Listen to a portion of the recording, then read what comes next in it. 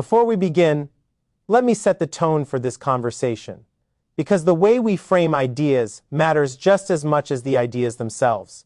My role here is not to excite you, persuade you, or pull you into emotional conclusions. My role is to help you think clearly about systems, incentives, and long-term financial structure. This is a conversation for people who care about how wealth is built quietly over time, not how attention is captured loudly in moments. The title of this discussion is intentionally bold. It is designed to stop scrolling, but what we are going to talk about is not a number, not a date, and not a short-term outcome. Something meaningful has occurred beneath the surface of the financial system, connected to XRP and the infrastructure it operates within. Most people missed it because they were watching charts, headlines, and daily sentiment. The real change did not happen on a screen, it happened in plumbing. This explanation will be simple, it will be grounded, and it will focus on understanding how the modern financial system is being rewired, not on reacting emotionally to noise. Nothing here is financial advice.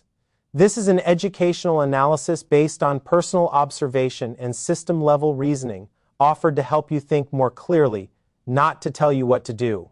Now, let us begin properly. When people hear a headline like the one we are discussing today, their mind immediately jumps to price. Up or down, soon or later, win or lose. That instinct is understandable, but it is also the reason most people never truly understand what is happening. Price is the last thing that moves, not the first. By the time price reflects reality, the positioning has already been done, the infrastructure has already been laid, and the advantages have already been quietly assigned. Serious financial shifts do not announce themselves loudly. They unfold slowly through policy alignment, institutional readiness, regulatory accommodation, and operational integration. They begin with paperwork, compliance frameworks, technical standards, and settlement rails. By the time the public notices, the system has already moved on. XRP, whether people like it or not, sits inside this layer of infrastructure. It is not a meme.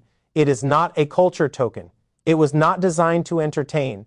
It was designed to solve a specific problem that legacy finance has struggled with for decades: the efficient movement of value across borders between institutions in a way that is fast, standardized, and compliant.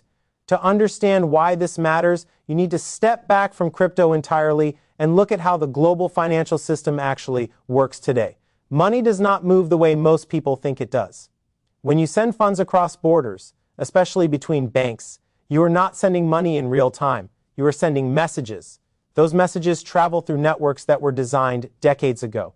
The actual settlement can take days. Capital gets trapped. Risk increases. Costs compound. Liquidity sits idle. This inefficiency is not accidental. It is a byproduct of history. Systems were built when technology was slower, when compliance expectations were different, and when global interoperability was not a priority. Over time, layers were added, not replaced. The result is a fragile, expensive, and slow settlement environment that functions more out of habit than optimization. Now, here is the part most people miss. Banks, governments, and large financial institutions do not wake up one day and decide to adopt crypto. That framing is naive. What they do instead is look for tools that can integrate into their existing obligations while improving efficiency, reducing risk, and meeting regulatory requirements. They do not care about ideology. They care about reliability. XRP's design aligns with that mindset. Whether someone supports it emotionally is irrelevant. What matters is that it was built to be fast, liquid, scalable, and neutral. It does not rely on mining incentives. It does not require high fees to function. It was architected to act as a bridge, not as a speculative playground. This is where the conversation becomes more interesting and more subtle. Over the past several years, regulatory clarity has quietly progressed, not in headlines, but in frameworks, not in social media debates, but in courtrooms, compliance departments, and policy documents. This process is slow by nature. Institutions move at the speed of caution, not excitement. As clarity improves, something important happens. Infrastructure that was previously experimental becomes usable, not because it is trendy, but because it is allowed. And once something is allowed, it can be tested, integrated, and scaled. This is what people mean when they talk about placement before price. Before an asset can reflect value, it must be positioned within a system that actually uses it. Usage does not begin with retail speculation.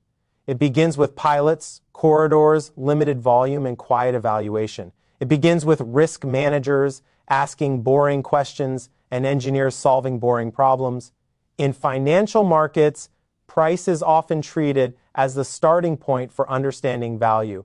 But in reality, price is usually the final reflection of deeper changes that have already taken place. Long before numbers move on a chart, infrastructure begins to shift. Rules are adjusted, systems are tested, and connections are quietly built. These early movements rarely attract attention because they do not create immediate emotional signals, yet they are where meaningful change truly begins. Infrastructure defines what a financial system can and cannot do. It determines how value moves, how quickly transactions settle, how risk is managed, and how participants interact with one another. Without supportive infrastructure, price movements tend to be unstable and short-lived. With it, markets gain the ability to scale, adapt, and endure. This is why serious financial transitions are driven by structural development rather than sudden bursts of speculation. From the outside, infrastructure work can look slow or even invisible. Legal frameworks take time to form.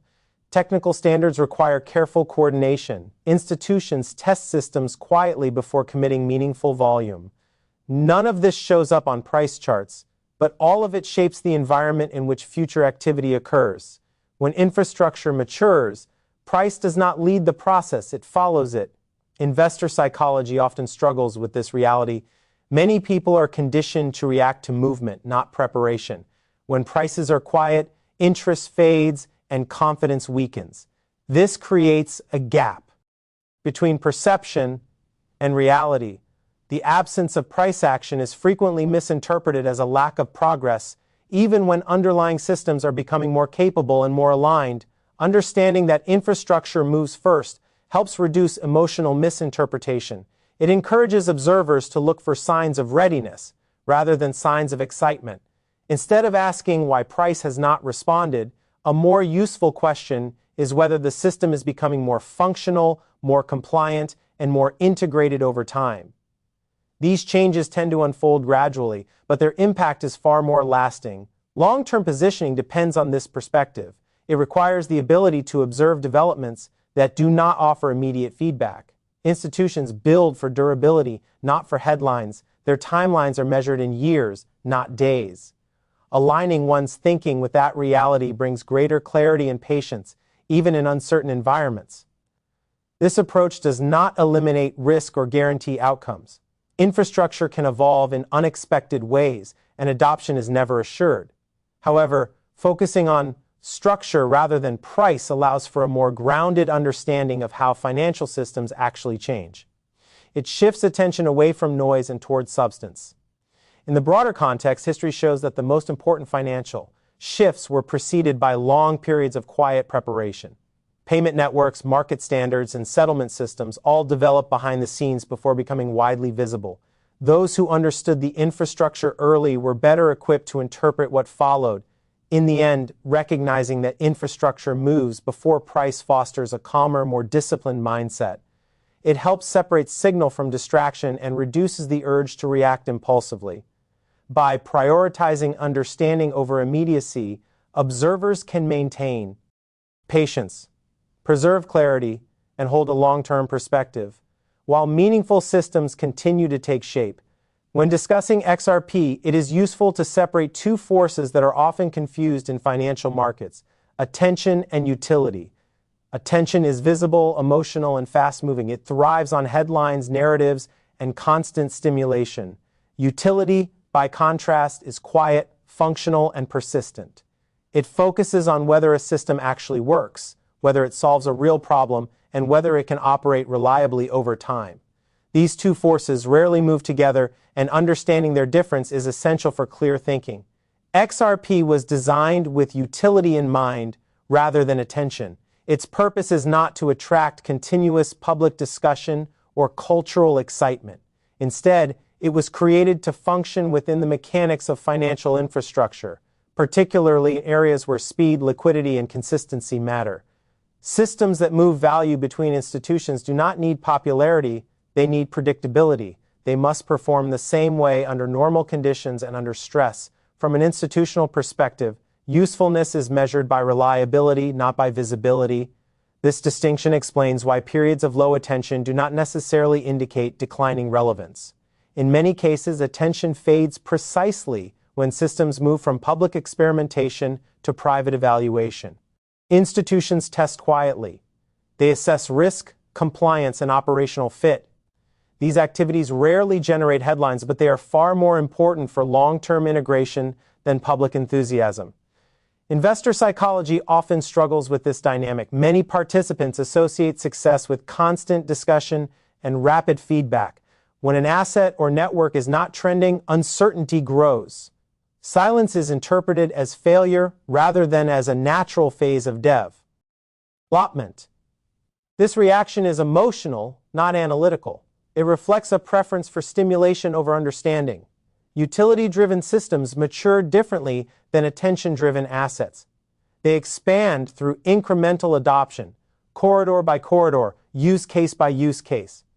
Progress appears gradual because it is built on trust and verification. Over time, what once seemed quiet becomes normal. What was debated becomes routine. At that point, attention often returns, but it returns late, after the foundation is already in place. Long-term positioning requires accepting this timeline. It means recognizing that utility compounds slowly and that its effects are often invisible in early stages. This perspective does not require optimism or belief. It requires observation. Is the system becoming more compatible with existing structures? Are barriers slowly being reduced? Are institutions able to engage without increasing risk?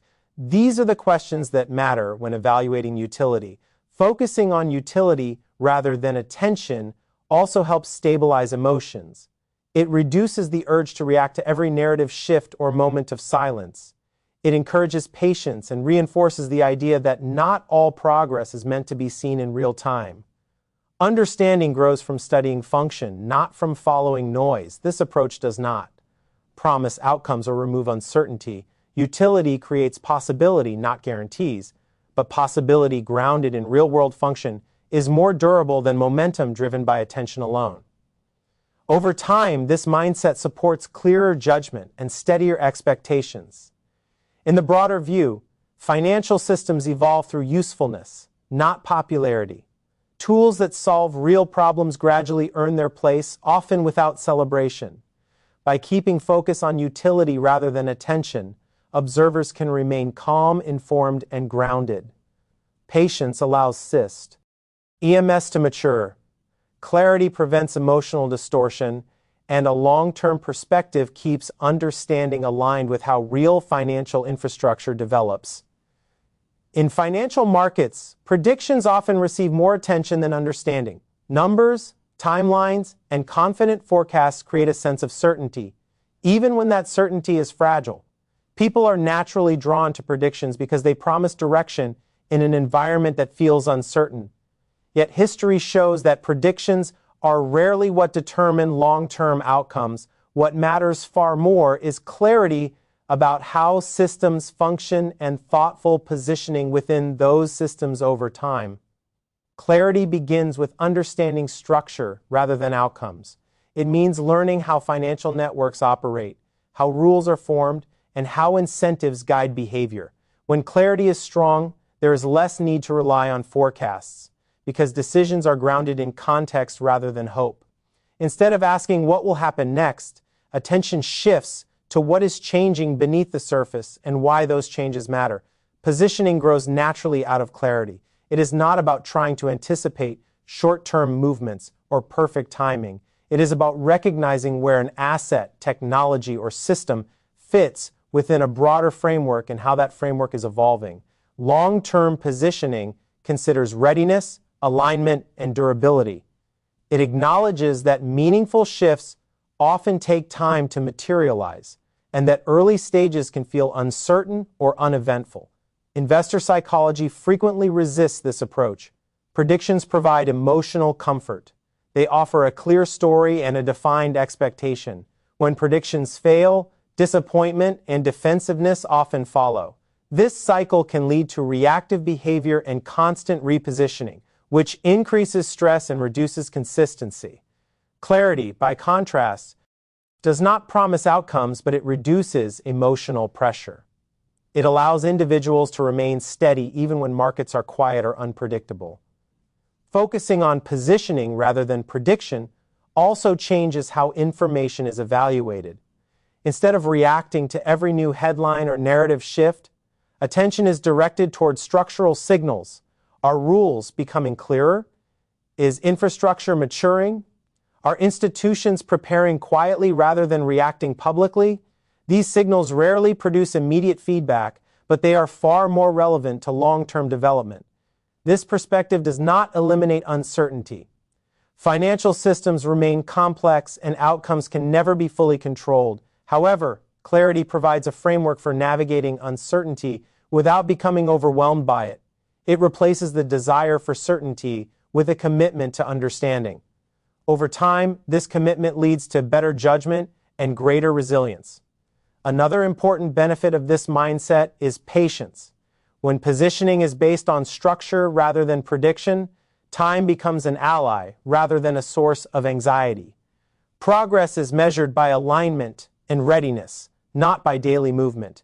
This reduces the urge to constantly adjust expectations or seek validation through short-term results. In the broader context, durable financial progress has always favored those who understood systems early and positioned themselves thoughtfully rather than those who relied on bold forecasts. The quiet work of building clarity often matters more than the loud confidence of prediction. Ultimately, clarity and positioning create stability in an environment that rewards noise. They help maintain focus when narratives change and emotions rise.